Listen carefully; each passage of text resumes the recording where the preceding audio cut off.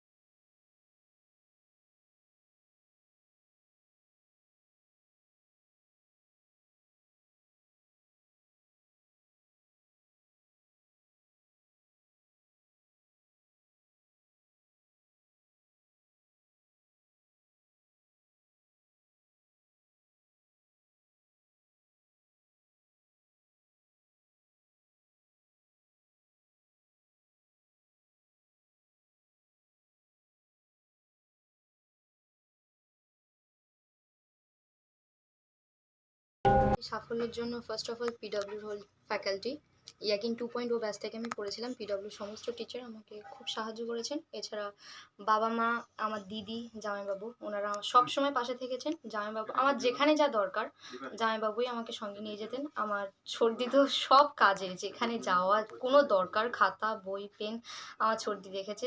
আর মা বাবার ভূমিকা তো কখনো কমই হয় না, ওনাদের ছাড়া আমি এটা কখনোই পেতাম না। পড়াশোনার দিকটা অনেকে সাহায্য করেছেন। সুভাষিস স্যার আমাকে বই খাতা পেন এ বিষয়ে যা লাগতো সব কিছু উনি দিয়েছিলেন। আর মাসে মাসে যে মোবাইলের রিসার্চ সেটাও অনেকটা ব্যাপার, উনি এটা দিয়েছিলেন। দেবযানী ম্যাম কলকাতা বিশ্ববিদ্যালয়ের শিক্ষিকা, উনি আমাকে সাহায্য করেছেন। এছাড়া পড়াশোনার বিষয়ে মোবাইল সুভাষিস স্যার দিয়েছিলেন। আমি যে অনলাইন ক্লাস করি যে মোবাইলটা উনি দিয়েছিলেন সব কাজে।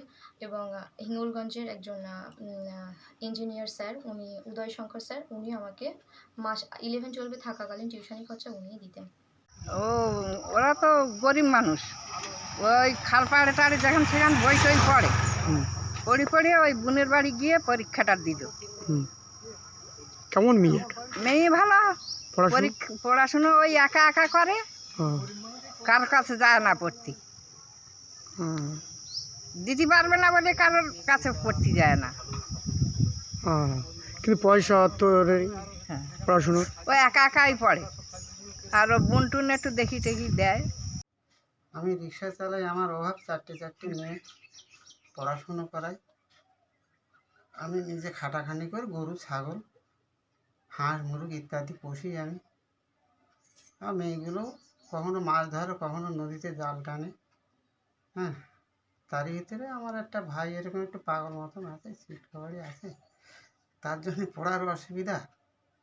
ওই জন্য মেয়েটাও আবার কান্তি লাগে মাঝে মাঝে, ঘর বাড়ি ছোটো, মেয়েটাও গাছতলা গিয়ে ওই খালের ধারে গিয়ে পড়াশুনো করে। কি চাইছেন অর্থে? আর আমাদের এই পড়ার অভাব, খুব টাকা পয়সা দরকার হইতো, জমি জায়গা বন্ধক রেখেছি, বন্ধক রেখে পড়াশুনো করছি মেয়েটারে। আরও যদি টাকা পয়সা লাগে কোথায় পাবো? আর বয়স তো হয়ে গেছে, 60-65 বছর বয়স। সেই জন্যই চিন্তা ভাবনা করছি যে কী করবো মেয়েটারে, কীভাবে পড়াশোনা করাবো। এই আর কি, আপনারা যদি কোনো সাহায্য সুযোগ পাওয়া যায় এটাই আমাদের মঙ্গল। তাহলে পড়াতে পারবো। খুব ভালো লাগছে। আমরা তো আশা করিনি যে এই জায়গায় পৌঁছতে পারবে, কারণ আমাদের আর্থিক সমতা বাড়ির পরিবেশ পরিস্থিতি যে পরিমাণে খারাপ তা আমাদের আশা করা যায়নি। কিন্তু মেয়ের ভীষণ কষ্ট পরিশ্রম করি, তার মধ্যে মেয়ে তার জায়গাটায়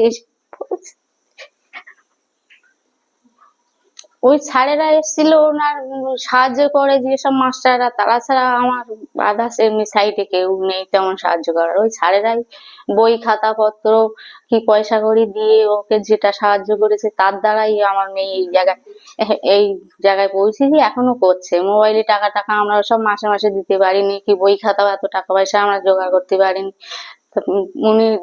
ওনারা দিয়েছেন এই পর্যন্ত, এখনো দিচ্ছেন। Bureau report, news 824।